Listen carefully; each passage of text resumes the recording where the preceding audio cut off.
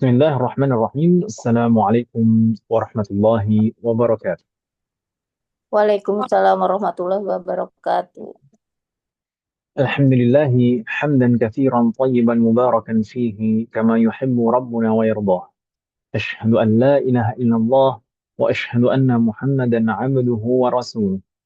Allahumma salli wa sallim ala nabiyyina Muhammad wa ala alihi wa ashabihi wa man tabi'ahum bi ihsan ila yaumiddin. As'alullah an yufaqihna fid din. وأن يعلمنا ما ينفعنا وأن ينفعنا بما علمنا وأن يزيدنا علما نافعا وعملا صالحا إنه ولي ذلك والقادر عليه. وبعد. Alhamdulillah alladzi bi ni'matihi tatimmu shalihat. Segala puji bagi Allah Subhanahu wa taala yang telah melimpahkan segala nikmat kepada kita semua. Yang dengan nikmatnya lah kita bisa hidup dengan baik. Yang dengan nikmatnya lah kita bisa melaksanakan ketaatan dengan sebagaimana mestinya. Demikian juga malam hari ini kita bisa belajar juga dalam rangka melaksanakan ketaatan dan ibadah kepada Allah Subhanahu wa taala betul-betul murni atas taufik dan pertolongan dari Allah Subhanahu wa taala. Maka hendaknya kita senantiasa mensyukuri dan berusaha untuk bersyukur dan memohon taufik dari Allah agar kita diberi rasa syukur atas semua nikmat yang Allah berikan kepada kita semua.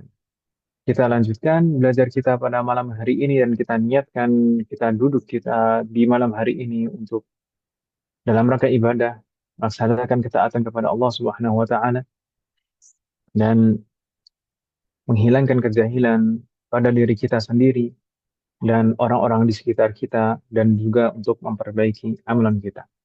Semoga Allah selalu memberikan taufik kepada kita semua.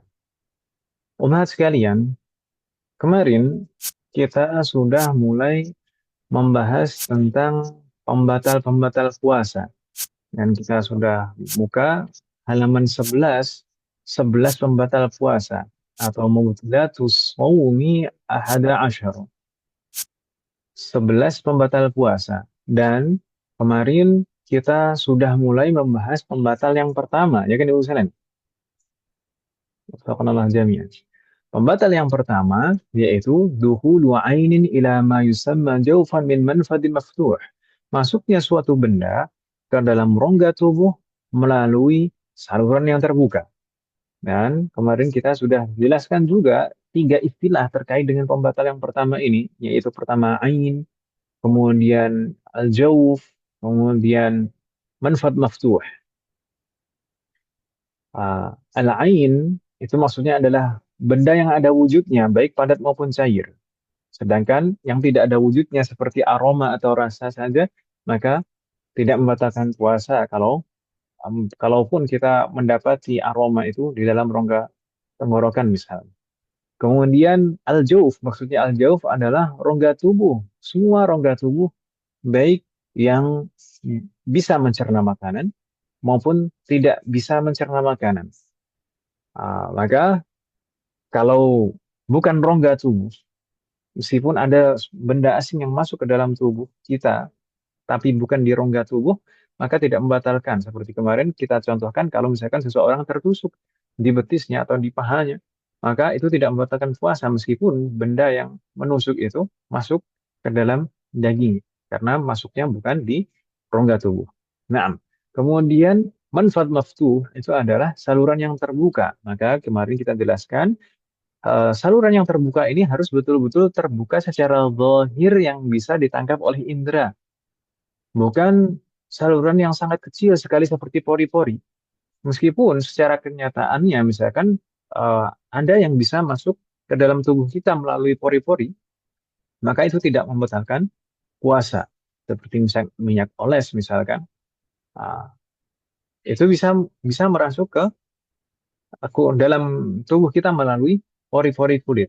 Namun itu tidak membatalkan puasa. Dan kita kemarin juga bahas juga yang hukumnya seperti pori-pori adalah saluran mata. Gitu kan Ibu Senen? Dan kemarin kita sebutkan al-manafid al-maftuha asolatan. Saluran-saluran tubuh yang memang terbuka secara zahir. Di sana ada 5, al-halqu, yaitu tenggorokan, kemudian batinul anf, bagian dalam hidung, kemudian batinul udun, bagian dalam telinga, kemudian al-qubul wad dubur, saluran pembuangan depan dan belakang, dan termasuk al-qubul di sana adalah saluran rahim. Wafaqanallahu jami'an. Dan kemarin kita sampaikan bahwasanya pembatal yang pertama ini ada syaratnya, yaitu 3, al-amdu, al-ilmu, wal-ikhtiyar. Sengaja, tahu tentang hukumnya, dan atas kemauannya sendiri. Dan kemarin juga sudah kita bahas masing-masing dari batasan setiap saluran ini tadi. Al-halq itu batasannya huruf apa Ibu sekalian? Makhrajnya huruf Hak. ha. Nah, sedangkan hidung itu batasan bagian dalam adalah area al-khayshum, sedangkan batinul udun, area bagian dalam adalah setelah melewati tulang eh, kepala, setelah setelah daun telinga ini ada tulang yang keras, maka melewati tulang itu adalah bagian dalam telinga. Kemudian al-qubul dan ad-dubur yang termasuk area dalam adalah area yang tidak wajib dibasuh saat bersuci atau istinja. Maka itu area dalam. Sedangkan ya area yang wajib dibasuh saat bersuci atau istinja, maka itu adalah area luar. Itu Ibu Selena. Kalau melewati batasan itu, berarti benda yang masuk itu akan membatalkan puasa. Wafaqanallah. Dan kemarin kita juga sempat menyebutkan dan membahas beberapa permasalahan terkait pembatalan pertama ini. Sebenarnya ada 10 di sana, tapi yang sudah kita bahas baru 5. Kemarin yang pertama ar-riq, yaitu air liur. Kemudian baqayat ta'am, sisa-sisa makanan di sela-sela gigi. Kemudian an-nakhamah, yaitu dahak. Kemudian mashatu corona, atau yang semacamnya. Mashatu corona itu alat tes corona yang dimasukkan ke dalam hidung. Kemudian al-iktihal, itu bercelak.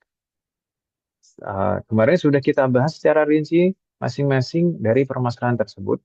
Mungkin kalau mau merojaah bisa disimak kembali rekamannya Ibu Sira. Nanti insya Allah kita share rekaman. Wafaqanallah jami'an.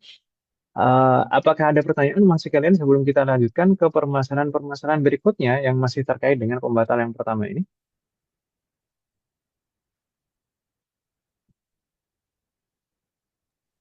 Belum ada, Ustaz. Wafaqanallah jami'an. Semoga Allah selalu memberikan taufik kepada kita semuanya. Maka kita lanjutkan ke permasalahan yang keenam yang kita sebutkan di sana, yaitu qatratul udun. Qatratul udun adalah obat tetes telinga, Mas sekalian. Obat tetes telinga itu kalau misalkan diteteskan ke dalam telinga dan masuk dalam telinga, maka apa hukumnya? Apakah membatalkan puasa atau tidak? Batal, Ustaz. Nah, batal. Itu jelas. Itu kalau di dalam mazhab Syafi'i itu membatalkan. Karena yang masuk adalah al-ain, yaitu suatu benda yang ada wujudnya dan bisa meskipun wujudnya cair di sana. Wujudnya cair dan masuk ke rongga tubuh melalui saluran yang terbuka, maka membatalkan puasa. Waqallah jami'an. Ini menurut madhab jumhur. Kemudian kita lanjutkan Mas sekalian. Bagaimana? Ya, Ustaz. Nah, Ustaz. Nah, berikutnya dukhanus sijarah.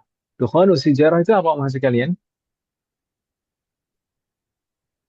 Asap rokok. Apakah asap rokok bagi perokok itu membatalkan puasa? Misalkan seseorang berpuasa dan di siang hari dia menghisap asap rokok. Batal atau tidak puasanya? Batal, Ustaz. Batal, Ustaz. Batal. Kenapa batal? Kan masuk ke tenggorokan. Baik. Masuk ke dalam tenggorokan melalui saluran yang terbuka. Di sini, apakah yang masuk ke dalam tenggorokan melalui saluran yang terbuka itu adalah kategori ain, mungkin sebagian ada yang menyangkalnya itu. Bahwa ada yang mungkin menyangkal bahwasanya rokok itu bukan makanan, bukan minuman. Hmm. Ah, apakah asap rokok itu termasuk kategori ain? Lain. Ain Hmm. kemarin adalah benda yang Ya. ada wujudnya kan, Mas? Adalah itu. Benda yang ada wujudnya, baik wujudnya itu padat maupun cair. Naam, menurut penjelasan ulama kita, dukhanus sijarah atau asap rokok itu masuk kategori ain, benda yang ada wujudnya. Kenapa kok bisa seperti itu? Buktinya, ini bahkan disebutkan di kitab-kitab disebutkan. Buktinya apa? Buktinya ketika seseorang merokok misalnya, kemudian setelah dihisap asap rokoknya, kalau ditiupkan ke sesuatu, permukaan sesuatu yang berwarna putih, misalkan ke tisu atau kertas putih atau ke kain yang berwarna putih, maka di sana akan membekas warna kekuningan atau kuning betul. Gitu ya. Iya. Asap rokok itu kalau ditiupkan di permukaan suatu benda yang berwarna putih, maka nanti akan nampak nampak sisa berwarna kuning dari asap rokok itu. Maka berarti asap rokok itu adalah kategori ain karena ada zat yang nampak di situ. Begitu ya usahanya. Iya, Ustaz. Wafaqanallah jami'an. Ini di dalam mazhab Syafi'i tidak ada perbedaan pendapat. Eh, ini bukan terkait dengan hukum merokok Ibu sekalian. Ini bukan terkait dengan hukum merokok. Naam, mungkin kalau masalah hukum merokok memang dulu ulama Syafi'iyah generasi dulu karena memang rokok itu adalah sesuatu yang baru di zaman itu dan belum ada penelitian terkait dengan kandungan rokok. Memang ulama Syafi'iyah di zaman dulu itu ada yang mengatakan bahwasanya rokok itu makruh. Tapi di generasi berikutnya ketika rokok itu sudah ketahuan hakikatnya dan sudah ada penelitian dan semua dokter mengatakan rokok itu berbahaya, maka para ulama kita Syafi'iyah tidak ada perbedaan di sana. Semuanya mengatakan haram. Adapun yang mengatakan makruh itu adalah fatwa eh, terdahulu yang memang hakikat rokok belum nampak. Begitu usunan. Maka kena menjadinya. Berikutnya umat sekalian, at-tahamil. Kita langsung saja usunan ya. Untuk masa rokok insya Allah sudah selesai usunan ya. Karena saya kira tidak ada yang berinteraksi dengan asap rokok di sini. Kemudian at-tahamil. At-tahamil ini apa umat sekalian? Hmm. At-tahamil itu adalah la ilaha illallah. Obat Ini atau alat, obat atau alat yang dimasukkan ke dalam tubuh tidak melalui saluran yang biasanya tidak melalui saluran pencernaan atau gitu, tidak melalui tenggorokan atau hidung, nah gitu. Jadi gimana? obat atau alat yang mungkin biasanya dimasukkan melalui saluran pembuangan. Kan ada kan, Oh, ya? Bukan tidak seperti ada. enema atau apa, ya? Ya, Misalkan orang yang supositori. sakit ambeien atau sakit apa gitu kan. Maka di sana ada seperti kapsul atau pil yang dimasukkan melalui dubur misalkan. Ada kan, ya? Hmm. Ada dulkolak yang gitu-gitu. Ah, nah, atau misalkan alat bantu buang air kecil. Alat bantu buang air kecil yang apa namanya, Bu Ya, Anita? klisma. Yang Kateter. apa? Klisma. Apa sih? Iya, klisma. Kateter Ya, bukan? ya, ya nggak tahu. Ya, yang Ya, itu biasanya intinya ah, yang buat dimasukin biasanya memasukkan obat lah ke sahai. dalam itu. Ya, Atau itu. atau mungkin mungkin bukan untuk memasukkan obat kateter, ya, ya itu. Eh, Oh, yang buat biasanya alat untuk misalnya kolonoskopi. Ya, bisa. ah untuk Hmm. membantu buang air kecil. Oh ya, misalkan kalau Ya, itu ibu tuh sifat ini. seorang seorang ibu yang mau melahirkan, misalkan kalau misalkan kandung kemihnya penuh, itu biasanya untuk mengosongkan kandung kemihnya, maka dimasukkan alat untuk membantu buang air kecil kan itu, ya. Oh, ini buang air kecil. Ya, kalau air Nah, kecil. buang air Hmm. kecil kayak itu. Ya, Hmm. intinya tahamil ini yang masuk kategori tahamil di sini itu adalah obat atau juga alat, baik obat maupun alat yang dimasukkan melalui saluran pembuangan. Gitu Ustaz ya. Depan Baik maupun kubul belakang maupun ya, dubur. Ustaz. Oh Nah, iya, iya. depan maupun belakang. Nah, Oke. apakah itu membatalkan puasa? Mestinya iya ya. Mestinya iya. Ya iya, membatalkan puasa karena jelas di situ masuk kategori ain, benda yang ada wujudnya, baik padat maupun cair. Itu padat, Om, ya. Kalau nama jamnya. Iya. Atau kalau obat cair mungkin nggak tahu. Ada obat cair yang dimasukkan melalui saluran pembuangan, Bu Anita. Saluran pembuangan. Nah, kubul atau Pakai dubur yang kalau obat cair ada nggak yang dimasukkan melalui saluran kubul atau dubur itu? kebanyakan sih bentuk berbentuk ya, atau enggak pakai Nah, alat gitu. kebanyakan sahih. Wafaqna jami'an. Kecuali kalau Intinya kompres-kompres kali. Nggak tahu deh Iya. kalau kompres ini boleh nggak? kompres gimana, Om? Kompres kan di luar, Om. Ya takutnya ya maksud yang nggak dimasukin gitu, tapi kan tapi kalau lubang dubur itu pada prinsipnya kalau kita nggak keluar dari di rojok gitu kan dia kan rapat ya Ustadz Ya, ya. ya kalau Ya misalkan udah ya udah. nggak dipaksa, nggak, Om. Ya ya ya ya. Berarti Subhanallah. kalau cuman berendam doang misalnya abis operasi ambeien misalnya, itu kan biasanya kan suka disuruh kompres-kompres apa tuh pakai cairan apa ya kayak entah betadin atau PK apa yang warna merah itu tuh kita Hmm. kungkum di atas itu berarti nggak apa-apa ya Ustaz.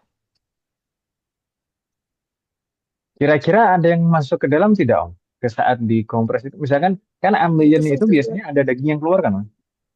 Enggak, ini ceritanya udah habis operasi nih ceritanya. Oh, habis operasi. Kalau habis Habis operasi operasi kan biasanya tertutup, Om, ya? biar kering kan, biar kering tuh biasanya disuruh pakai larutan PK. Kita kayak kayak kungkum gitu, kita nongkrong di atas baskom, yang baskomnya itu ada cairan itu, larutan itu. Nah itu Nah, eh, kayaknya kebuka-buka dikit deh Ustad. kalau posisinya kalau posisinya nongkrong gitu kan dia agak, ya memang nggak kebuka sih ya, kecuali dicoblos ya Ustad ya. ya, intinya kalau misalkan tidak masuk dan kalau hanya di area area yang wajib dibasuh saat istinja, Heeh, maka itu tidak mengapa. heeh. Oh Kalau nggak hanya apa-apa. di area luar, yaitu area yang wajib dibasuh saat istinja, maka tidak mengapa. Yang penting tidak ada yang masuk, Hmm. ya. Ya ya ya, ya. Wafaqna jami'an. Eh, Maka tahamil ini tadi yang sampai masuk ke dalam, yaitu baik berupa obat atau alat, maka itu membatalkan jelas karena itu berupa ain dan masuk ke rongga tubuh melalui saluran yang terbuka. Begitu Ibu Sidana? Wafaqna jami'an. Ya Ustad. Eh, Terkait dengan ambeien tadi, mumpung ada yang menyebutkan ambeien, sebenarnya terkadang ambeien itu kan ada daging yang keluar kan Ibu Sidana? Iya. Nah, daging yang keluar itu kalau misalkan ketika setelah keluar kemudian dimasukkan kembali, Heeh. itu tidak membatalkan puasa. Karena memang asli tempatnya di dalam. Kan gitu, Mas. Iya iya. Dan itu mirip seperti misalkan kalau kita mengeluarkan lidah kita keluar, kemudian kita masukkan kembali, nggak membatalkan puasa ya atau ya? Iya iya mas dikeluarin terus. Iya iya Ustadz benar. Maka itu tidak membatalkan puasa. Bahkan kalau misalkan kan di sana ada air liur, air ludah di permukaan lidah kita yang kita keluarkan, itu nggak masalah karena masih menempel di tempatnya. Air ludahnya masih menempel di tempatnya. Lidah itu kan masih tempatnya kan itu. Kecuali kalau sudah misalkan Di bibir. air lidah itu sudah ke bibir, maka itu sudah keluar keluar Iya. area mulut. Kita lanjutkan masih kalian.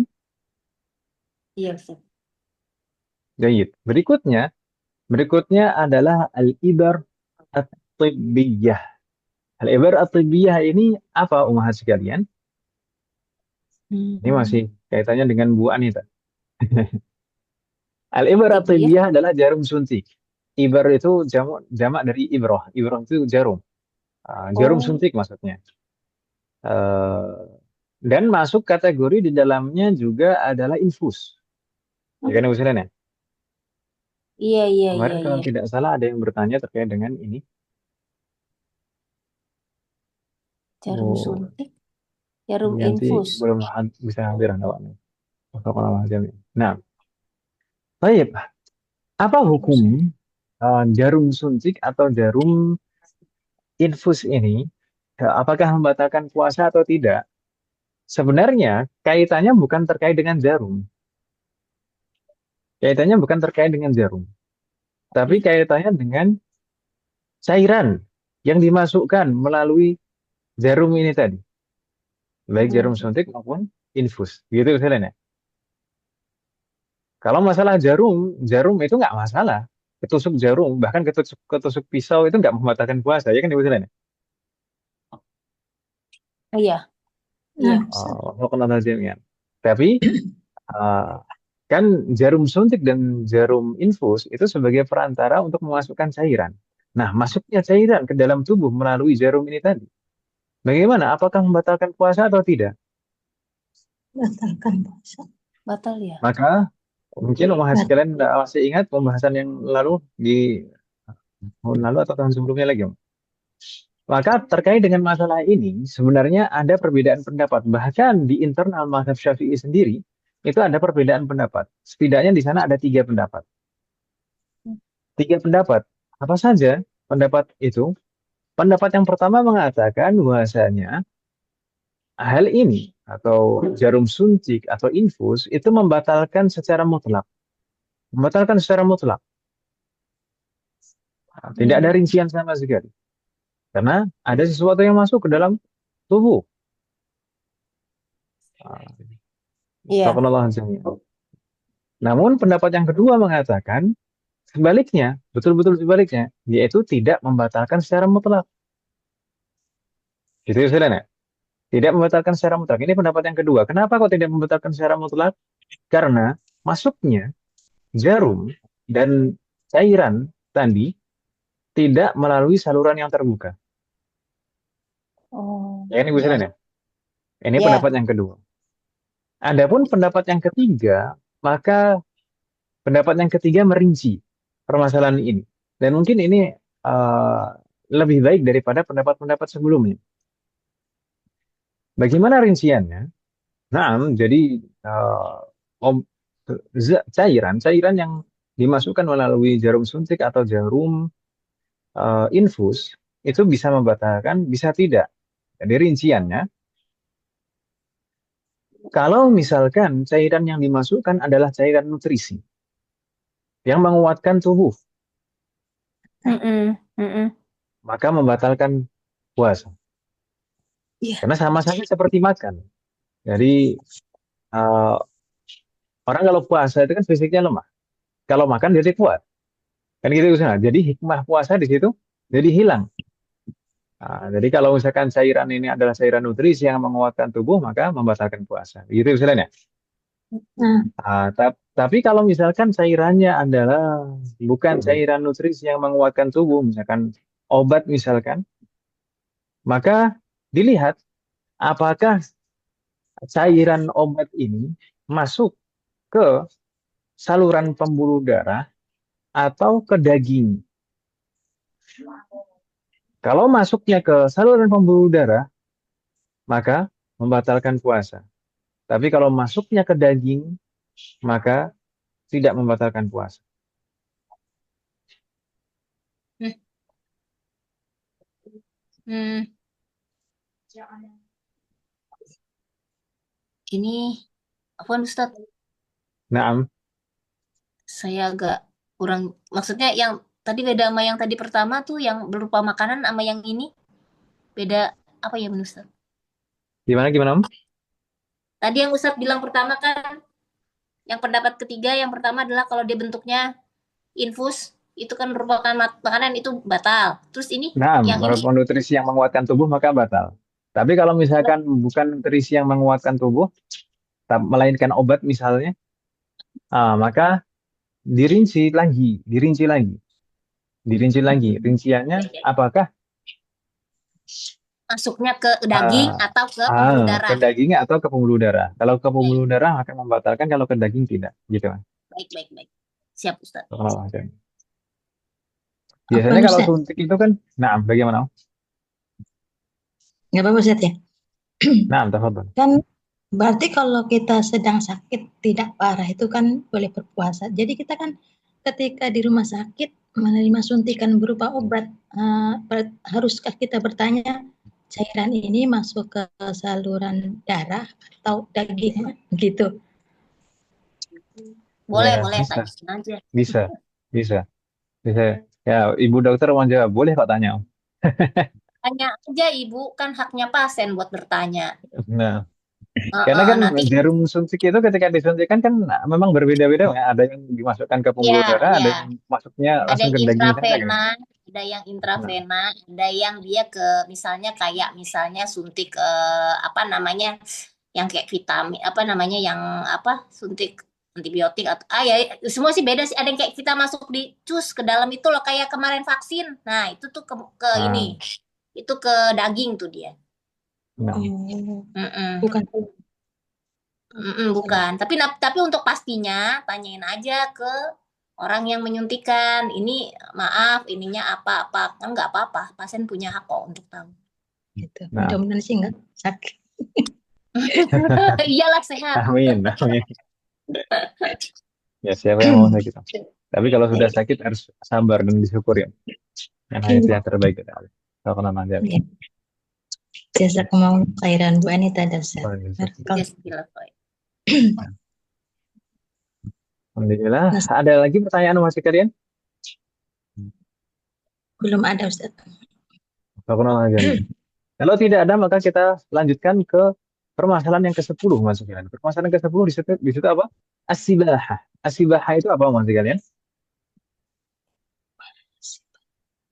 As-sibahah itu berenang. Apakah berenang itu membatalkan puasa atau tidak? Tergantung. Tergantung. Batal aja dah. Kalau nggak salah waktu itu Ustadz bilangnya batal ya. Ya, ya tergantung, saya tergantung. Tapi gini, ada kemungkinan besar sih memang di situ, Om. Tapi sebenarnya permasalahan berenang ini berkaitan dengan pembahasan di halaman berikutnya. Halaman ke-13 di sana ada pembahasan sabaqul ma idal jauh. Tidak sengaja kemasukan air. Tidak sengaja kemasukan air ke dalam rongga tubuh. Baik seperti tenggorokan, hidung, telinga, atau yang lain. Itu istilahnya. Terkenal Nah, hajamnya. Maka hukumnya bagaimana? Tidak sengaja kemasukan air. Kan kemungkinan kalau berenang itu tidak sengaja kemasukan air kan, Mas? Kemungkinan besar itu. Entah itu telinganya, entah itu hidungnya, entah itu mulutnya, ya atau ya. ya, Nah, maka apa hukum tidak sengaja kemasukan air ke dalam rongga tubuh kita? Maka di sana ada tiga macam hukum. Ini berdasarkan perbedaan hukum ini berdasarkan perbedaan sebab. Jika sebabnya berbeda, maka berbeda juga hukumnya. Maka di sana ada yang membatalkan secara mutlak, yuftiru mutlaqan, ada yang yuftiru in balagha, membatalkan jika dilakukan secara berlebihan. Ada yang la yuftiru mutlaqan, tidak membatalkan secara mutlak. Maka mana apa yang dihukumi dengan masing-masing hukum ini? Yang pertama, kita bahas yang pertama dulu yaitu yuftiru mutlaqan. Hukum yang pertama ini membatalkan secara mutlak. Maksudnya membatalkan secara mutlak itu bagaimana umat sekalian? Maksudnya membatalkan secara mutlak ini membatalkan meski dilakukan dengan kondisi apapun, meskipun dilakukan dengan tanpa berlebihan ataupun dilakukan secara berlebihan, semuanya membatalkan. Gitu istilahnya. Mau dilakukan secara berlebihan atau tidak berlebihan dalam melakukannya, itu membatalkan puasa kalau ada sesuatu yang masuk, air yang masuk ke dalam rongga tubuh kita. Nah, ini berlaku pada apa? Pada kondisi yang bagaimana? وَذَلِكَ فِيمَا إِذَا سَبَقَ فِي غَيْرِ مَطْلُوبٍ. Hal ini, hukum ini berlaku jika tidak sengaja masuk air ke dalam rongga tubuh disebabkan melakukan sesuatu yang tidak diperintahkan di dalam syariat. Disebabkan karena melakukan sesuatu yang tidak diperintahkan di dalam syariat. Ya, maksudnya tidak diperintahkan itu bukan sesuatu yang wajib, bukan juga sesuatu yang sunnah. Kan perintah itu bisa menunjukkan wajib, bisa menunjukkan sunnah kan Ibu Sina? Ya atau ya? Nah, Iya. Nah, jika kita melakukan sesuatu yang tidak diperintahkan oleh syariat, baik itu wajib maupun sunnah, kemudian karena melakukan hal itu, ada air yang masuk ke dalam rongga tubuh kita, entah itu tenggorokan, hidung, telinga, atau yang lain, maka batal puasa kita secara mutlak karena kemasukan air itu. Contohnya apa? Saya sebutkan contohnya di sana, kalmadmadatir rabi'ah, seperti berkumur yang keempat saat berwudu. Nah, meskipun berwudu itu diperintahkan oleh syariat. Tapi berkumur yang sunnah di dalam saat berwudu itu hanya 3 kali, ya atau ya? Iya. Berkumur yang disyariatkan saat berwudu itu hanya 3 kali. Tidak ada perintah untuk berkumur yang keempat. Maka ini bukan sesuatu yang diperintahkan oleh syariat atau diperintahkan di dalam syariat. Maka kalau misalkan seseorang saat berwudu, seseorang berpuasa, kemudian berwudu. Saat berwudu, dia berkumur. Berkumur yang pertama, kedua, ketiga, nggak masalah. Kemudian ditambah lagi, berkumur yang keempat. Ternyata saat berkumur yang keempat, tidak sengaja kemasukan air tenggorokan. Maka batal puasa. Gitu ya Ustazah? Iya. Allah jami'an. Karena berkumur yang keempat itu tidak Disuruh. diperintahkan di dalam syariat. Tidak disunahkan. Ya, kalau berkumur itu menurut jumhur hukumnya sunnah. Menurut Hambali wajib gitu ya. Allah jami'an. Oh. Contoh yang lain, walin ghimasu fil ma', yaitu berendam atau menyelam di dalam air. Apakah menyelam di dalam air itu ada perintahnya di dalam syariat? Tidak ada. Ya kan Ustaz? Berenang, maka ini masuk kategori berenang tadi ya tuh ya. Iya. Maka nggak ada syariatnya saat berpuasa suruh berenang, tidak ada. Biar adem, biar fresh. Adanya kemungkinan maka batal puasanya. Kalau misalkan saat berenang, berendam atau menyelam, kemudian tidak sengaja kemasukan air ke dalam rongga tubuh, entah itu telinga atau hidung atau tenggorokan, maka batal puasanya. Gitu ya istilahnya. Contoh yang ketiga, wa ghuslu tabarrudin aw tanadhufin. Mandi yang sekedar untuk biar fresh, tabarrud, atau untuk membersihkan diri. Mandi bukan berarti bukan mandi wajib, bukan mandi sunnah, ibu istilahnya. Mandi biasa, mandi biasa. Kalau misalkan saat mandi itu kemasukan air, entah itu telinga atau yang lain, maka membatalkan puasa. Maka hati-hati kalau misalkan mandi saat puasa, ibu istilahnya. Kalau itu mandinya bukan mandi wajib atau mandi sunnah, maka hati-hati saat berpuasa kemudian mandi. Begitu ibu istilahnya. Semoga Allah memberikan taufik kepada kita semua. Kecuali kalau misalkan mandinya mandi wajib atau mandi sunnah, nanti masuk hukum yang kedua. Masuk hukum yang kedua. Bukan masuk hukum yang pertama. Gitu Ibu Siren ya. Di sana ada pertanyaan Mas sekalian. Kalau Ibu Siren tidak ada pertanyaan, maka saya ada pertanyaan. Jika seseorang dalam kondisi junub, maka wajib mandi. Ya atau ya? Iya. Nah, seseorang dalam kondisi junub. Ini bukan yang membatalkan puasa Ibu Siren. Maka dia wajib mandi. Kemudian di siang hari dia mandi dengan cara menyelam di kolam renang. Kan boleh mandi wajib. Mandi wajib itu langsung nyebur aja, menyeburkan semua seluruh tubuhnya. maka dianggap sah mandi wajib. Iya, Ya kan iya. Ibu Selen ya? Heeh. Tapi kalau misalkan hal itu dilakukan saat berpuasa, mandi wajib dilakukan saat berpuasa dengan cara menyelam di dalam air. Kemudian karena hal tersebut dia kemasukan air, entah itu telinganya atau hidungnya atau tenggorokannya. Puasanya batal atau tidak? Kan wajib. Tapi caranya Jadi gimana? Batal atau tidak, Om? nggak tahu, Ustaz. Soalnya kan kalau dari sisi wajibnya ya wajib kagak apa-apa, tapi emang kagak ada jalan lain gitu. Jawabannya, jawabannya, Hmm. jawabannya adalah membatalkan puasa. Batal ya? Batal lah Kenapa Ustaz. membatalkan puasa? Ini nggak ada jalan Kenapa lain. membatalkan puasa? Karena menyelam itu tadi tidak ada perintahnya di dalam syariat. Kan mandi wajib itu nggak harus menyelam, ya kan, ya? Iya, Iya memang juga. mandinya itu diperintahkan di dalam syariat. Tapi menyelamnya itu tidak diperintahkan di dalam syariat. Dia kemasukan air itu karena menyelamnya, bukan karena mandinya. Ya itu ya. Ya. Allah jami'an. Makanya kita sebutkan di sana di bawah, idza ightasala munghamisan. Jika seseorang mandi dengan cara menyelam. Fasabaqal ma'u ila batinil udhuni aw ila anfi. Kemudian tidak sengaja kemasukan air baik di lubang telinganya atau lubang hidungnya. Fa innahu yuftiru. Maka itu membatalkan puasanya. Walau fil ghuslil wajib, meskipun mandinya itu adalah mandi wajib. Mandi wajib aja membatalkan, apalagi mandi bukan wajib. Iya. Maafkan Allah. Kan ada. Apalagi mandi biasa. Li'anna lil-ghimasa laisa amran matluban. Karena menyelam bukan sesuatu yang diperintahkan di dalam syariat. Ampun. Begitu ya misalnya. Ya, Ya Ustaz. Ustaz. Maafkan Allah.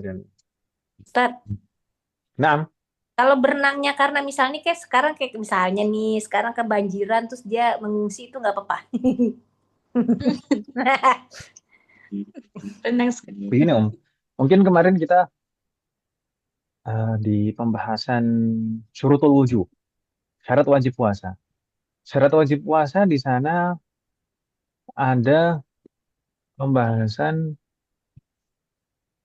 al-qudrah, tapi di paling bawah di sana kita sebutkan orang-orang yang tidak wajib berpuasa di antaranya adalah munqidu al-halik.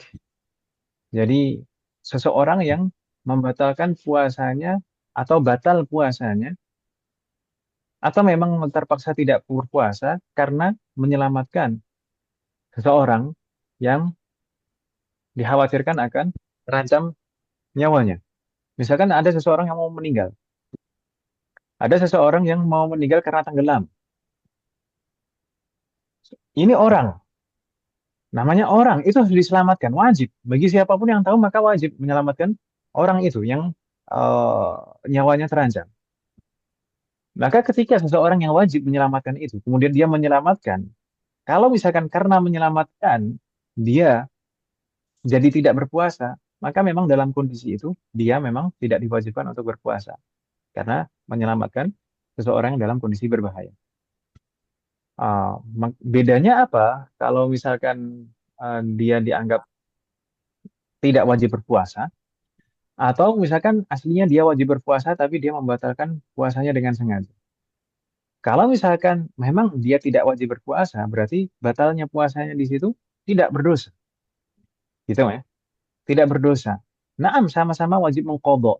Tapi kalau misalkan dia kita katakan dia memang tidak wajib di situ, maka dia tidak berdosa, kemudian mengqadhanya tidak harus segera.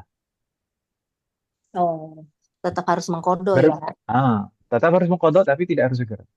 Tapi kalau misalkan seseorang yang tidak berpuasa tanpa udzur, seseorang yang sengaja tidak berpuasa tanpa udzur, maka pertama dia berdosa, kemudian harus segera mengqadha. Segera itu maksudnya bagaimana?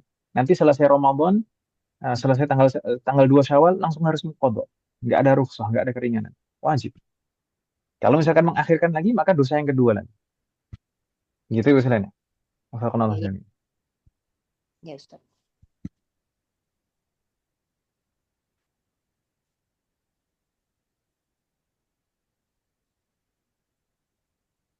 Kalau kalau menjadi kalau menjadi korbannya gimana? Korban korban yang diselamatkan ya. Kalau korban yang diselamatkan memang kondisinya seperti itu ya. Itu jelas udzur itu sudah tidak mampu, itu di luar kendalinya. Gitu, Mas. Kodo aja. Untuk tinggal di kodok. Nah, kodok malah aja. Itu masuk eh, jadi salah satu syarat wajibnya tidak terpenuhi yaitu mampu. Karena dia tidak mampu di situ. Kodok Iya. malah aja. Terus saya pikir karena alasannya alasan yang mulia jadi nggak apa-apa, nggak batal gitu. Gitu. Kodok malah aja. Kita lanjutkan Mas sekalian. Ya Ustaz. Hukum yang kedua, Mas sekalian, yaitu yuftiru in balagh. Ini kemasukan air ke dalam rongga tubuh ini membatalkan jika dilakukan secara berlebihan. In balagh, jika dilakukan secara berlebihan. Wassalamualaikum warahmatullahi wabarakatuh. Kapan itu berlaku? Kapan hukum ini berlaku? Membatalkan jika dilakukan secara berlebihan. وذلك فيما إذا سبق الماء في نحو المضمضة المطلوبة وفي نحو الوضوء المطلوبة المطلوب. Jadi hukum yang kedua ini membatalkan jika dilakukan secara berlebihan, berlaku secara umum, berlaku jika disebabkan karena melakukan sesuatu yang diperintahkan di dalam syariat. Jadi kebalikannya yang pertama tadi. Kalau yang pertama tadi disebabkan karena melakukan sesuatu yang tidak diperintahkan di dalam syariat. Sedangkan yang kedua ini disebabkan karena melakukan sesuatu yang diperintahkan di dalam syariat. Begitu Ibu Salana. Nah, Wafaqanallah jami'an. Makanya kita sebutkan di sana contohnya al-madmadah, nahwul madmadah al-matlubah, seperti berkumur yang memang disyariatkan. Berkumur yang disyariatkan adalah berkumur saat wudhu ya. Saat wudhu berkumur yang disyariatkan adalah berkumur pertama, berkumur kedua, berkumur ketiga. Gitu kan Ibu Silana? Iya, Baik itu wudhunya wudhu wajib maupun wudhu sunnah. Gitu Ibu Silana. iya, Demikian juga ada sunnah berkumur saat mandi wajib. Saat mandi wajib itu ada sunnah berkumur. Gitu Ibu Silana. Wafaqanallah jami'an. Maka kalau misalkan karena sebab melakukan hal semacam itu, kemudian tidak sengaja masuk air ke rongga tubuh kita, ke tenggorokan kita misalnya, atau ke hidung kita misalnya, maka tidak membatalkan puasa selama tidak dilakukan secara berlebihan. Begitu ya misalnya. Maka iya. juga termasuk di sini karena mandi misalkan, mandi wajib maka tidak masalah. Kalau misalkan tidak dilakukan secara berlebihan tadi, menyelam tadi. Astagfirullahaladzim. Atau mandi sunnah misalkan. Mandi sunnah tidak mengapa. Karena maksudnya al-matlub di sini, maksudnya sesuatu yang diperintahkan di dalam syariat di sini adalah sawaun kana al-matlubu wajiban aw manduban. Sama saja, baik hal yang diperintahkan itu adalah hal yang wajib maupun hal yang sunnah. Baik wajib maupun sunnah, itu semuanya masuk kategori sesuatu yang diperintahkan di dalam syariat. Karena hakikat perintah itu ada dua. Perintah itu ada yang menunjukkan kewajiban, ada yang menunjukkan sunnah. Kita kan Ibu Sunan. Maka dua-duanya itu sesuatu yang diperintahkan di dalam syariat. Makanya tadi saya sebutkan kalau misalkan wudhunya, bahkan kalau misalkan wudhunya wudhu sunnah juga tidak mengapa. Dan kalau misalkan mandinya juga mandi sunnah, juga tidak mengapa selama tidak dilakukan secara berlebihan. Begitu misalnya. Wafakanallah jami'an.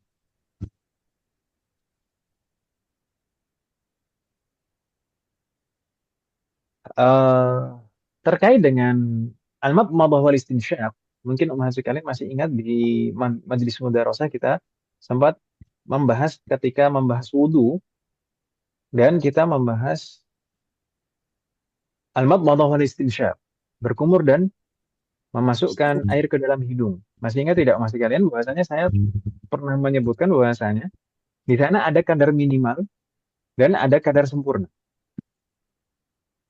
Iya. Berkumur, berkumur itu ada kadar minimal. Kadar minimal berkumur itu bagaimana? Kadar minimal berkumur itu yang penting sekedar memasukkan air ke dalam mulut tanpa harus diputar di dalam mulut. Itu sudah mendapatkan pahala minimal sunnah berkumur atau sunnah matmadah. Matmadah lah kita sebutkan matmadah karena kalau di dalam bahasa kita berkumur itu harus diputar dan dikocok di dalam mulut kan Ibu sekalian. Mm-mm. Itu baru disebut berkumur.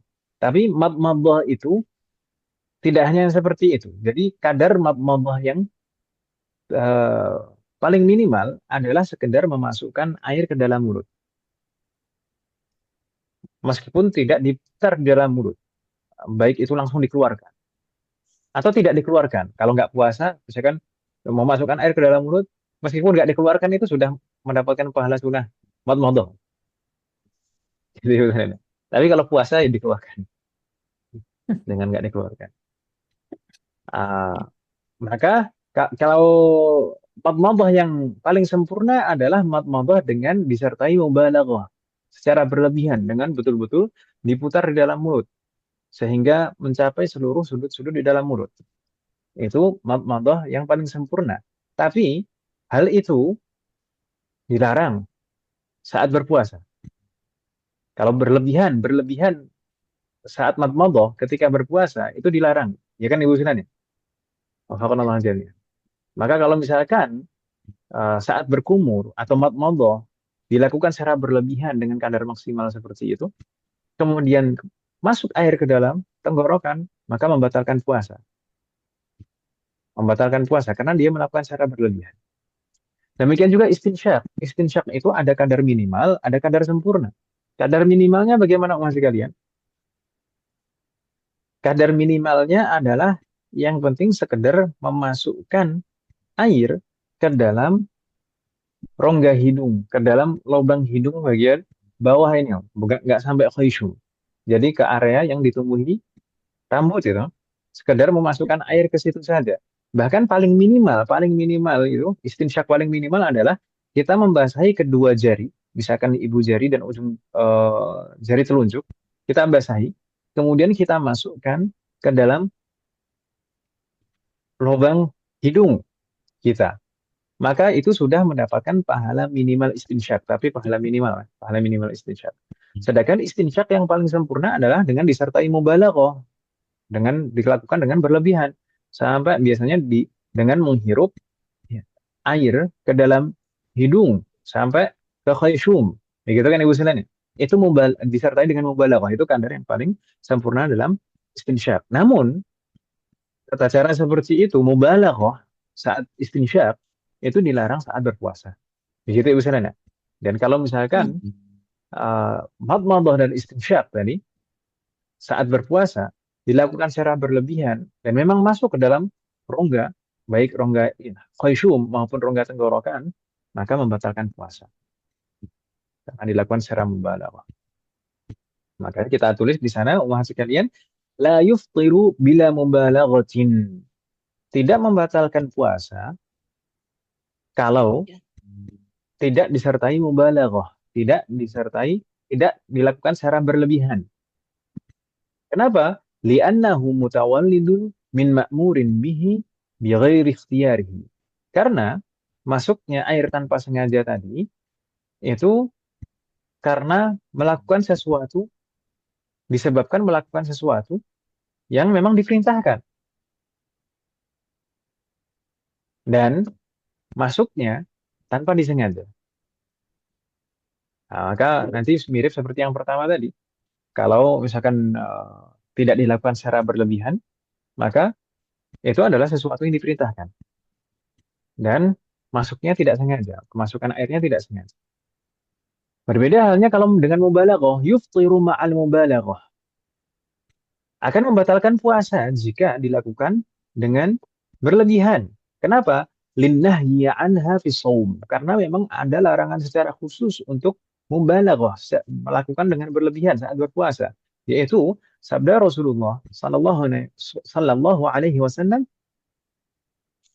"Wabaligh fil istinsyaqi illa an takuna sha'iman." Dan lakukanlah istinsyak, termasuk di sini juga al-madmadah, secara berlebihan. Wabaligh. Lakukanlah secara berlebihan. Illa, tapi ada kecualinya. Kecuali antakuna sha'iman, kecuali jika kamu dalam kondisi berpuasa. Berarti saat kondisi puasa tidak boleh. Gitu kan Ibu Selena?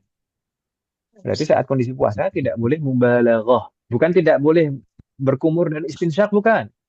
Bisa melakukan kumur dan istinsyak. asalkan tidak dilakukan secara mubalaghah. Gitu ya usulannya. Adapun mubalaghah saat berpuasa itu yang tidak boleh. Hal min soal mahad? لا يوجد. Wafaqanallah jami'an. Kita tuliskan keterangan tambahan di bawah mas sekalian. Innama yuftiru. Hal ini akan membatalkan puasa jika ma'a ta'ammudi wal ilmi bi'adami masyru'iyyatil mubalaghati wal ikhtiyar. Jika hal ini dilakukan dengan sengaja, tahu bahwasanya mubalaghah itu tidak diperintahkan saat berpuasa dan al-ikhtiyar karena kemauan sendiri. Jadi mirip seperti yang sebelum-sebelumnya. Jadi ada 3 syarat itu. Sengaja, tahu, dan atas kemauan sendiri. Gitu ya misalnya. Jadi kalau misalkan lupa kalau dia puasa, atau nggak sengaja. Kemudian, atau kalau misalkan karena tidak tahu, atau karena dipaksa diancam, yang sehingga membahayakan nyawanya. Kemudian dia melakukannya secara mubalaghah, dan karena mubalaghah itu kemasukan air, maka tidak mengapa. Tidak membatalkan puasa. Kalau lupa, tidak tahu, atau karena ancaman orang lain. Tapi ketidaktahuan kemarin sama seperti yang sebelumnya, Mas Kalina. Ketidaktahuan, udzur karena ketidaktahuan itu hanya berlaku dalam 2 kondisi. Masih ingat yang Ibu Silana? Wafaqallahu jami'an. Hadis wa'ahdin bil Islam yang baru masuk Islam, atau man nasya'a fil badiyah ba'idan 'anil ulama, yang tinggal di daerah terpencil jauh dari ulama atau ustadz atau siapapun yang bisa mengajarinya atau bisa dia tanya. Wafaqallahu jami'an. Itu baru mendapatkan al-undru bil jahl, undur karena ketidaktahuan. Wafaqallahu jami'an. Ada pertanyaan Mas sekalian? لا يوجد. Nah, Ustaz, yujad. Kalau tidak ada, nah, silahkan Om. jadi ini bedanya yang satu ini yang mutlak dengan yang kedua ini. Kalau yang pertama itu tadi dalam hal jumlah, enggak juga ya. Kalau Jadi yang yang kedua, pertama terkait dengan hukumnya, yang pertama itu membatalkan secara mutlak baik dilakukan secara berlebihan maupun tidak. Sedangkan yang kedua membatalkan jika dilakukan secara berlebihan. Kalau dilakukan tanpa berlebihan, maka tidak membatalkan puasa. Gitu kan namanya? Kemudian untuk yang pertama tadi membatalkan secara mutlak itu sebabnya. Sebabnya apa? Sebabnya karena melakukan sesuatu yang tidak diperintahkan di dalam syariat. Gitu ya. Itu yang pertama. Sebabnya karena melakukan sesuatu yang tidak diperintahkan di dalam syariat. Sedangkan yang kedua, itu sebabnya karena melakukan sesuatu yang diperintahkan di dalam syariat. oh, ya Untuk ya. penjelasan.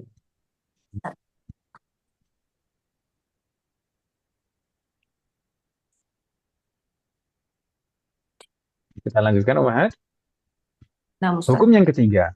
Hukum yang ketiga, la yuftiru mutlaqan. Tidak membatalkan puasa secara mutlak. Kemasukan air tidak membatalkan puasa secara mutlak. Itu dalam kondisi apa? Maksudnya secara mutlak di sini tidak membatalkan wa in balagha. La yuftiru wa in balagha. Meskipun dilakukan secara berlebihan, maka tidak membatalkan puasa. Gitu ya istilahnya. Kapan itu berlaku? Kapan hukum ini berlaku? Kemasukan air tidak membatalkan secara mutlak meskipun dilakukan secara berlebihan. Wadzalika 'inda tanajjusil fam. Hal itu berlaku, hukum ini berlaku jika ada najis di dalam mulut. Jika ada najis di dalam mulut.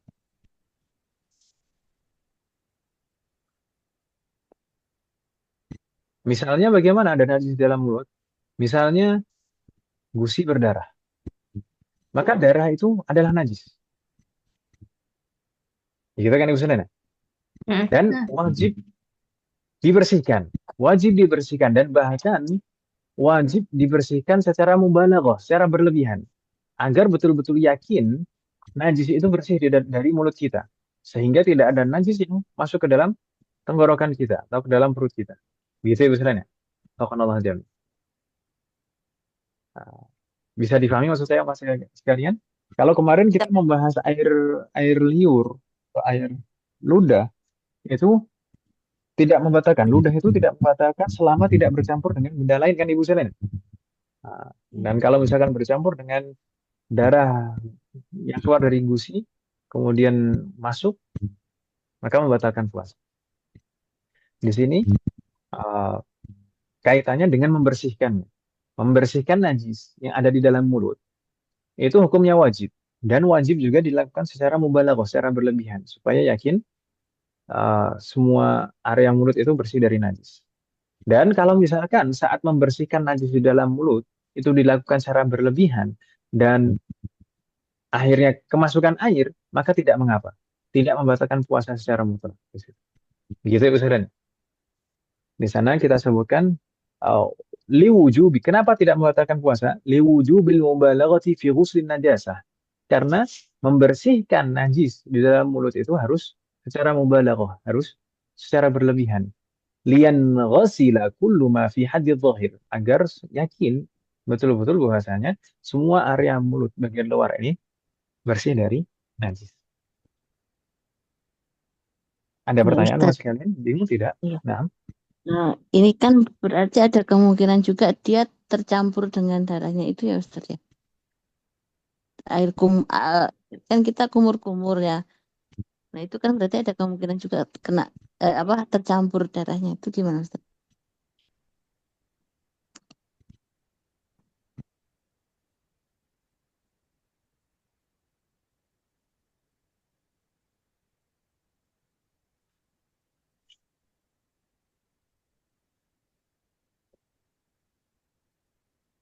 tidak mengapa.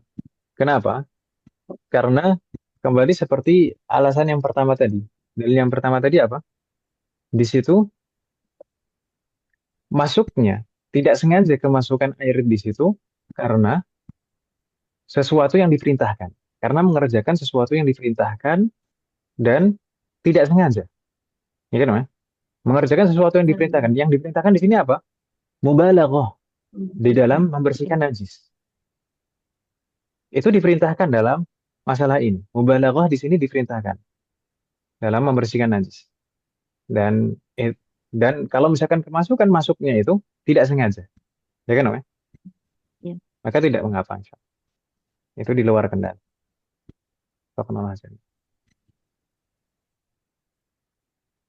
Ada lagi pertanyaan mas sekalian?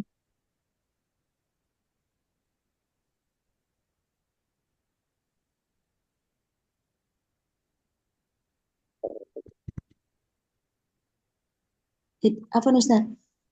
Nah, Jadi kalau itu kan tadi yang kita kerjakan itu kan yang berlebihan itu membersihkan gusi berdarah tadi kan. Karena nah, saking berlebihan ada yang masuk ke rongga tenggorokan. Jadi nggak batal gitu Ustaz. nah, karena mubalaghah di sini itu memang diperintahkan. Mubalaghah berlebihan dalam membersihkan najis itu memang diperintahkan. Gitu, ya. Setelah Ustaz. Ada lagi pertanyaan mas sekalian? Lanjut. La yujad. Kalau tidak ada, berarti dengan ini kita sudah menyelesaikan pembatal yang pertama. Mas sekalian, alhamdulillah. Kita coba buka pembatal yang kedua. Pembatal yang kedua adalah al-qai. Al-qai itu apa mas sekalian? Muntah. Nah, al-qai itu muntah. Maksudnya muntah di sini apa? Apakah semua kondisi muntah itu akan membatalkan puasa? Jawabannya tidak. Muntah yang membatalkan puasa hanya muntah yang disengaja saja. Begitu kan Ibu Saudara? Maka kita Ya. sebutkan di sana al-muradu bihi al-istiqa'ah. Maksud dari al-qai di sini adalah al-istiqa'ah. Istiqa'ah ada tambahan hamzah, sin dan ta. Berarti dengan sengaja meminta atau berusaha untuk muntah. Itu Ibu Saudara. Keterangannya di sana maksudnya afṭara bihi shaim, seseorang akan batal puasanya karena muntah bisyarat dengan syarat ma'a ta'ammudi wal ilmi bitahrimi wal ikhtiyar. Jika muntah itu dilakukan dengan sengaja, tahu akan keharamannya dan atas kemauannya sendiri. Sama ini syaratnya 3 itu. Membatalkan jika ada 3 syarat itu. Sengaja, tahu akan keharamannya, dan atas kemauannya sendiri. Begitu Ibu sekalian ya. Barakallahu jami'. Jadi kalau misalkan seseorang muntah tidak disengaja, misalkan ketika perjalanan, kemudian tidak sengaja muntah, batal atau tidak puasanya? Tidak batal Ibu sekalian ya. Enggak. Atau misalkan seseorang yang baru masuk Islam, baru sekali belum sempat untuk belajar kemudian dia berpuasa, dan saat berpuasa dia sengaja muntah atau dia melakukan sesuatu yang dihukumi seperti sengaja muntah, maka tidak membatalkan puasanya karena dia memang belum tahu dan eh, belum sempat untuk belajar, betul-betul baru masuk Islam. Atau misalkan kalau ada ancaman kan, ancam nyawanya misalkan, dia harus sengaja muntah, maka juga tidak membatalkan puasanya. Begitu Ibu sekalian. Subhanallah jami'an. Hal ini didasari sabda Nabi Shallallahu Alaihi Wasallam, "Man dara'ahu al-qai'u ay ghalabahu wa huwa sha'im, falaysa alaihi qada, wa man istaqa'a falyaqdi." Rawahu Tirmidzi. Hadis ini diriwayatkan oleh Al-Imam At-Tirmidzi. Maknanya apa? Man dara'ahu al-qai'u ay ghalabahu. Siapapun yang tidak sengaja muntah, wa huwa shaim, sedangkan dia dalam kondisi berpuasa. Waw di sini wawul hal, masih kalian masih ingat? Wawul hal, bukan wa yang artinya dan, bukan wawul ataf. Jika seseorang tidak sengaja muntah sedangkan dia dalam kondisi berpuasa, falaisa alaihi qada, maka tidak wajib baginya mengqada. Maksudnya puasanya itu tidak batal, maka juga tidak wajib mengqada baginya. Begitu misalnya. Wa man istaqa'a falyaqdi. Adapun seseorang yang sengaja, istaqa'a, di sana ada tambahan hamzah sinta, sengaja, dia menyengaja untuk muntah, falyaqdi, maka hendaknya dia mengqadha puasanya karena puasanya batal dengan istiqaah itu tadi. Begitu usulannya. Taqaddama jami'an. Pertanyaan mungkin Mas sekalian. Sengaja muntah itu apakah pembatal, memang betul-betul pembatal tersendiri? Maksudnya yang penting seseorang sengaja muntah itu langsung batal puasanya, atau batal puasanya karena ada sesuatu yang masuk kembali ke dalam tenggorokan? Yang betul yang mana? Yang pertama atau kedua? Apakah muntah itu memang pembatal puasa secara tersendiri sekali seseorang sengaja muntah langsung batal puasanya, atau batal puasanya itu karena sesuatu yang masuk kembali ke dalam tenggorokan? Yang betul yang mana Mas sekalian?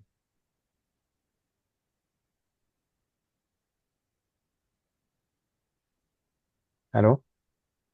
Ya Ustaz. Kedengeran hujan deras. Nah, Hujan ya? Iya Ibu, terus banget. Masya Allah. Ini gerimis. Allahumma sayyiban hani'an wa sayyiban nafi'an. Amin. Afwan Ustaz bisa di Bisa diputar ulang. bisa di copy paste Ustaz. Jadi pertanyaan saya tadi, Ya. apakah muntah dengan sengaja itu merupakan pembatal secara tersendiri?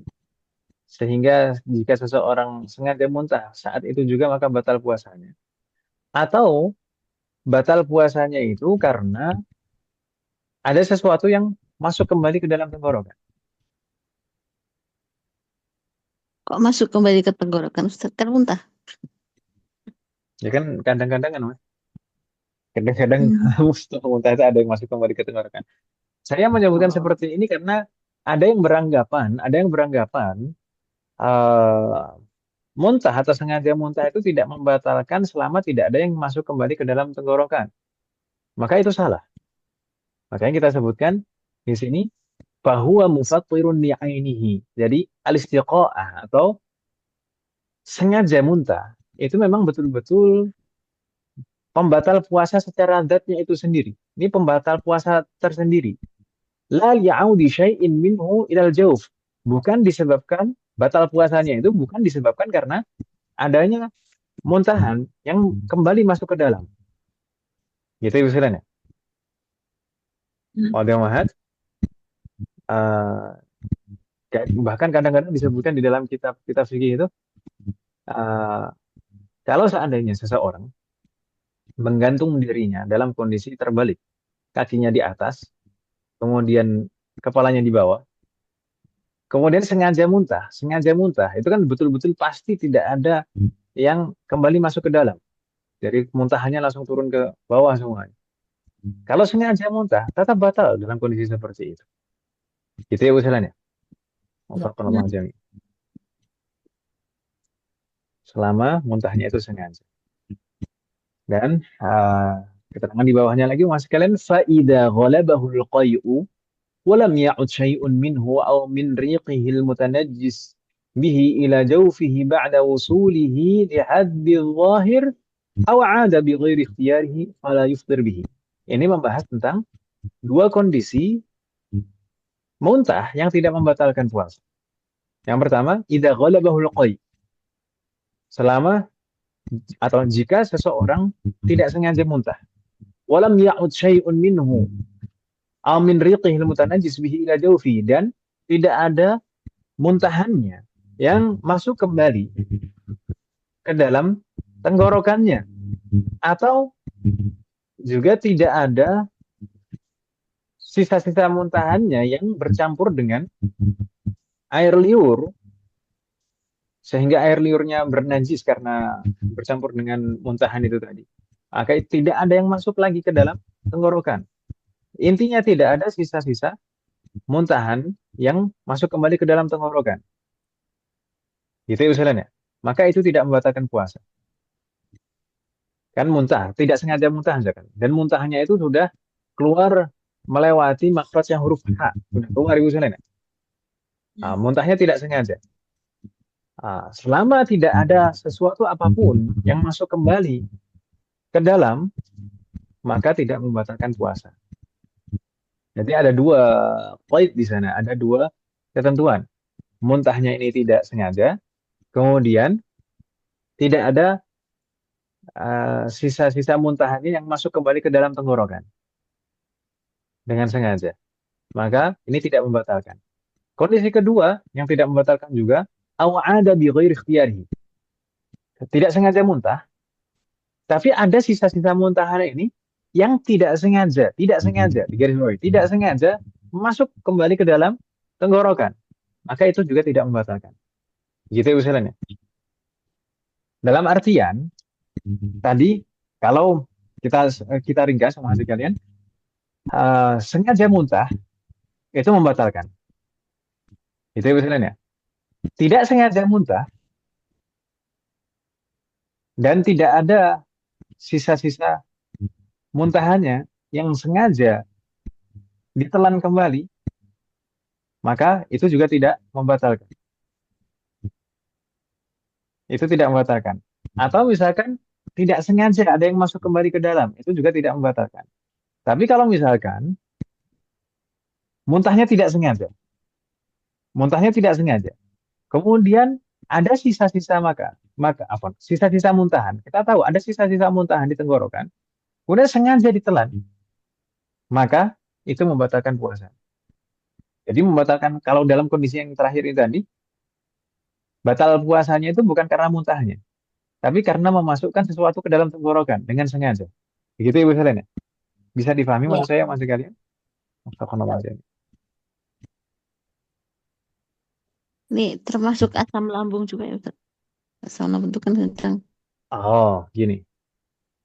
Ini mungkin masuk ke hal berikutnya yang akan kita bahas, yaitu apa hukum sendawa? At-tajasyu. Tajasyu itu bagaimana hukumnya masih kalian? Sendawa. Biasanya orang yang asam lambung kadang sering sendawa, ya, kalau nggak salah. Iya. Betul. Nah, bagaimana? Hukum sendawa itu bagaimana? Apakah membatalkan puasa atau tidak? Tahu sih. Tergantung. Karena hukum sendawa itu persis seperti hukum muntah ini tadi. Enggak ya. Hukum sendawa itu persis seperti hukum muntah. Itu usulnya. Makanya kita sebutkan di sana wakal qai'i atajashu. Sebagaimana muntah, maka seperti itu juga hukum atajashu, sendawa. فإن تعمده وخرج شيء من معدته إلى حد الظاهر أفطر وإن غلبه فلا. Jika seseorang dengan sengaja sendawa kan bisa disengajakan misalnya. Jika Iya. seseorang dengan sengaja sendawa dan bersamaan dengan sendawanya yang sengaja itu tadi keluar sesuatu dari dalam perutnya dan sampai keluar melewati batasan makhraj huruf H, maka membatalkan puasanya, maka batal puasanya. Berbeda halnya kalau misalkan sendawanya tidak sengaja. Kalau sendawanya tidak sengaja, meskipun ada sesuatu yang keluar bersamaan dengan sendawanya, maka itu tidak membatalkan puasa. Begitu urusannya. Wadah Mahat? Wadah, Syaf. Jadi Dan tidak sengaja ya. Nah, jadi persis seperti hukum muntah tadi. Kalau sengaja dan ada yang keluar, maka batal puasanya. Tapi kalau tidak sengaja, meskipun ada yang keluar dan dikeluarkan, nggak ditelan lagi, maka tidak membatalkan puasa. Begitu istilahnya.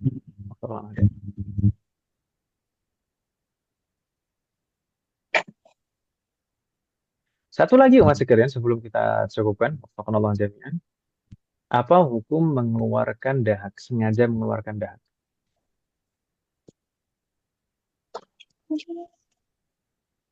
mengeluarkan dahak. Nah, kalau yang kita bahas sebelumnya, nakhomah yang kita bahas sebelumnya itu di pembatal yang pertama, yaitu kalau misalkan dahak itu sudah keluar, maka tidak boleh ditelan lagi. Kan gitu Ibu Sunan ya? Ya, Nah, kalau dahak sudah melewati makhraj yang huruf H itu sudah keluar, sudah di luar, maka harus dibuang, dikeluarkan. Kalau sengaja ditelan lagi, maka membatalkan puasa. Tapi kalau misalkan memang tidak bisa dikeluarkan, langsung turun dari khaysum, dari hidung langsung turun ke bawah, tidak bisa dipaksa dikeluarkan pun juga tidak bisa, maka itu tidak membatalkan puasa. Tapi di sini kaitannya dengan mengeluarkan dahak dengan sengaja itu membatalkan puasa atau tidak? Jawabannya tidak. Kita sebutkan di sana la yadurru ikhrajun nakhamah minal batin. Tidak membatalkan puasa dengan sengaja mengeluarkan dahak dari dalam. Sawa'un kanat minad dimaghi atau minas sadri. Sama saja baik dahaknya itu dari hidung maupun dari dalam dada. Gitu ya Ustaz.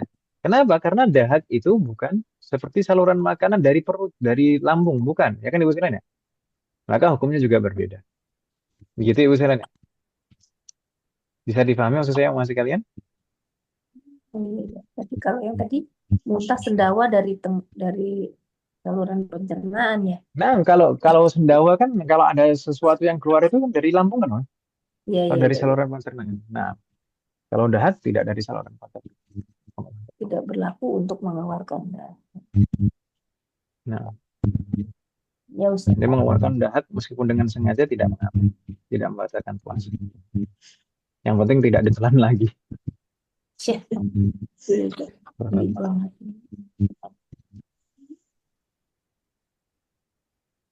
Ada pertanyaan masih kalian? Naik aja.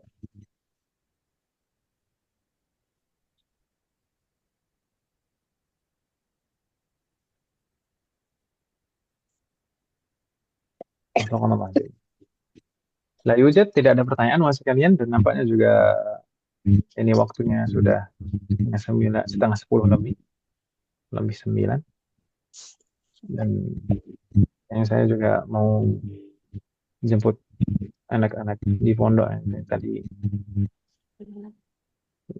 berangkat ke pondok lagi anak-anak pengen setoran sama Terkenal tuh Mas Syekh. Pondok mana Ustaz?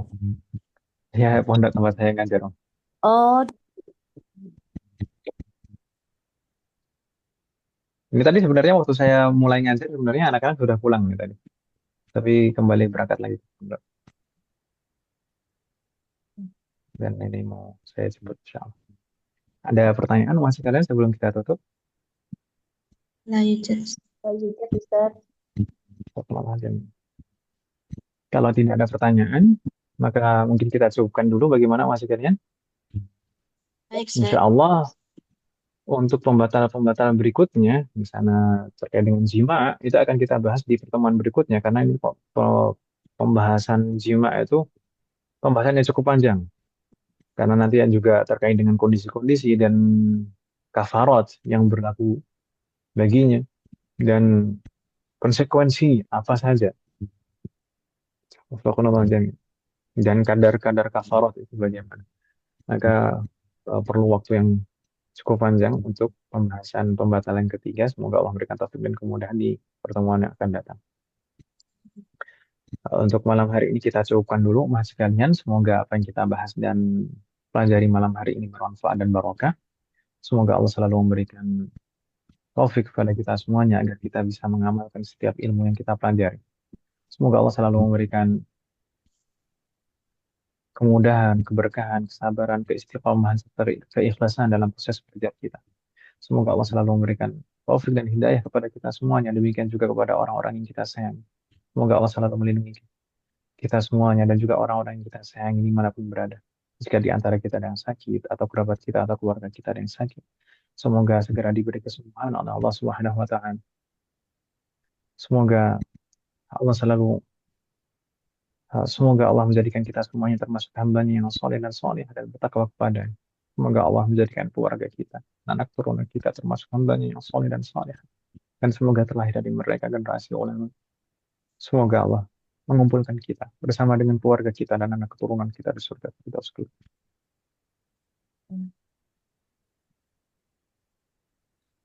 Semoga Allah selalu melindungi negara kita dan memperbaiki kondisi negara kita. Semoga Allah memberikan pemimpin yang terbaik untuk negara kita dan memperbaiki pemimpin-pemimpin kita. Semoga Allah mengampuni semua dosa-dosa kita dan menerima semua amal ibadah kita.